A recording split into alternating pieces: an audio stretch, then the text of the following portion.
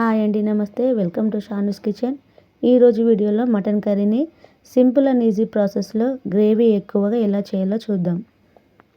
Mutton అంటే ఇష్టపడని వాళ్ళు ఎవరు ఉంటారు చెప్పండి. ఒక్కసారి నేను చెప్పిన ప్రాసెస్లో ట్రై చేసి చూడండి. నేనైతే 1/2 kg మటన్ తీసుకున్నానండి. ఇప్పుడు అందులోకి కొన్ని వాటర్ పోసుకొని 1/2 టేబుల్ స్పూన్ సాల్ట్ వేసుకొని 2 సార్లు నీట్గా వాష్ చేసుకొని పక్కన పెట్టుకోవాలి. ఇప్పుడు అందులోకి 1/2 టేబుల్ స్పూన్ ఉప్పు, 1/2 టేబుల్ స్పూన్ పసుపు, 1 టేబుల్ స్పూన్ కారం పొడి, 1/2 టేబుల్ స్పూన్ అల్లం వెల్లుల్లి పేస్ట్, 1 కప్ పెరుగు కూడా యాడ్ చేసుకోవాలి. మసాలాలన్నీ బాగా మిక్స్ అయ్యేటట్టు ఒకసారిగా కలుపుకోవాలి. మ్యారినేట్ చేసుకున్న మసాలాలన్నీ కలిసేటట్టుగా మటన్ని 1 గంట పాటు పక్కన పెట్టుకుందాం. ఇప్పుడు గంట తర్వాత స్టవ్ పైన ప్యాన్ పెట్టుకొని అందులోకి 1/2 కప్ ఆయిల్ పోసేసుకుందాం. ఇప్పుడు దాంట్లోకి కచ్చపచ్చ దంచుకున్న మసాలా దినుసులు వేసుకుందాం. 2-3 బిర్యానీ ఆకులు కూడా వేసుకొని ఒకసారిగా కలుపుకుందాం. కర్రీలోని గ్రేవీ చిక్కగా రావాలంటే కొంచెం కొద్దిపాటి ఉల్లిగడ్డలు 3 పెద్ద సైజులో ఉన్నవి కట్ చేసుకొని అందులో వేసుకోవాలి. ఇప్పుడు ఉల్లిగడ్డలు తొందరగా ఉడకాలంటే 1/2 టేబుల్ స్పూన్ సాల్ట్ కూడా వేసుకొని బాగా కలుపుకోవాలి.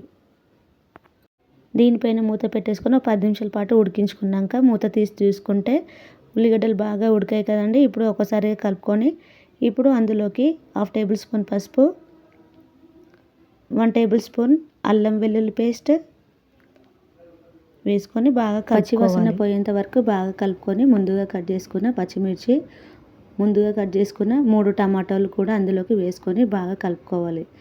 ఒకసారి కలుపుకున్నాక దీనిని ఒక 10 నిమిషాల పాటు మూత పెట్టి ఉడికించుకోవాలి. ఇప్పుడు ఒకసారిగా చూసుకుంటే చూడండి ఎంత చక్కగా ఉడికిందో.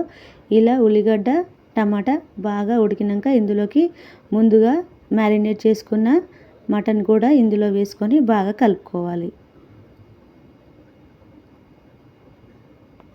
దీనిని మీడియం ఫ్లేమ్లో ఒక 20 నిమిషాల పాటు బాగా ఉడికించుకోవాలి. ఇప్పుడు ఒకసారిగా చూసుకుంటే చూడండి ఆయిల్ ఇలా పైకి వచ్చే వరకు బాగా ఉడికించుకోవాలి.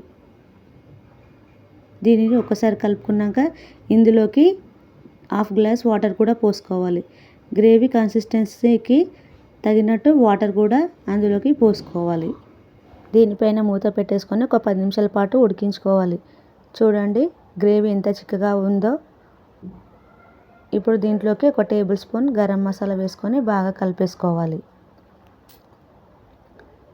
ఇలా కలుపుకున్నాక ముందుగా కట్ చేసుకున్న కొత్తిమీర కూడా వేసుకొని కలిపేసుకోవాలి.